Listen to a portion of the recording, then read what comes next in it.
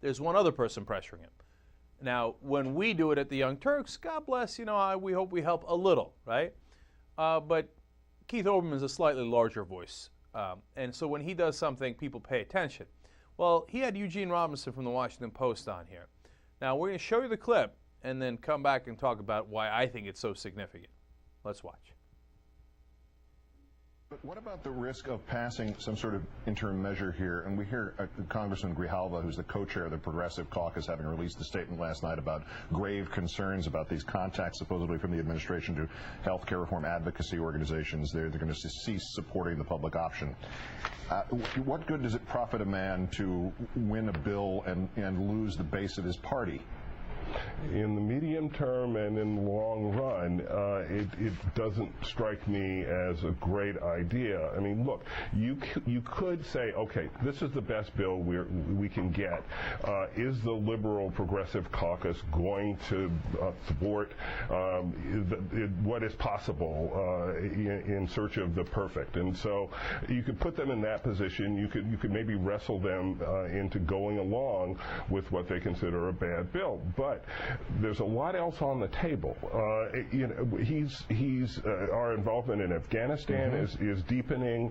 We're talking about Iraq. We're talking about Guantanamo. We're talking about a lot of issues on which the Progressive Caucus is going to have a lot to say, and I don't think you'd want them to be in a foul mood. No, because he's compromised on everything so far, and as self-defeating as it might be, the Progressive Caucus and progressives would abandon him if necessary, if this would be the policy of this administration into 2012. If it's necessary to find somebody else to run against him, I think they'd do it, no matter how destructive that might seem at face value. Well, I think that is possible. We are a more polarized nation right now, and I think searching for a mythical center, a mythical compromise between doing something and doing nothing, there's nothing in the middle there. Either you're going to do something or you're not, and I think you got to choose. The middle has been nothing all this time. This is just a different variant of it. Gene Robinson of MSNBC. All right, did you get that? That was a clear shot across the bow, okay? I mean, that was a warning shot from Olbermann. Hey, you keep this up, I guess the Progressive Caucus will have to run someone against you in 2012. Imagine how destructive that might be. Saying, hey, listen, you know what? It's not only going to be the right wing pressuring you from now on. Okay, you want a battle on your hands? All right, we'll battle you. And so it's fairly significant when Olbermann mentions this on national television. I talked about it a couple of weeks ago, and it was maybe not quite a month ago, but in that ballpark.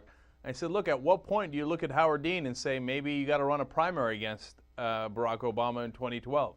Because as Olbermann said there, he said he is compromised on everything so far. And at what point do you say, that's enough, okay?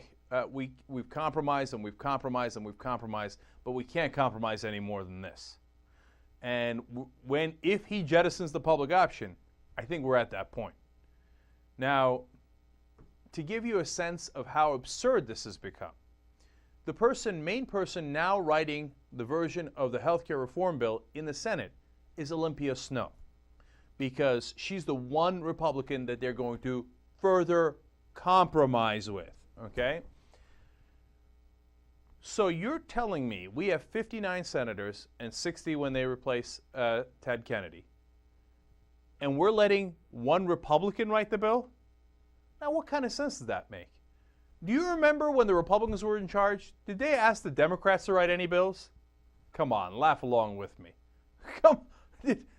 And can you imagine George Bush saying, oh, you know what? We really got to make this thing bipartisan. Hey, Pat Leahy, can you write the bill for us?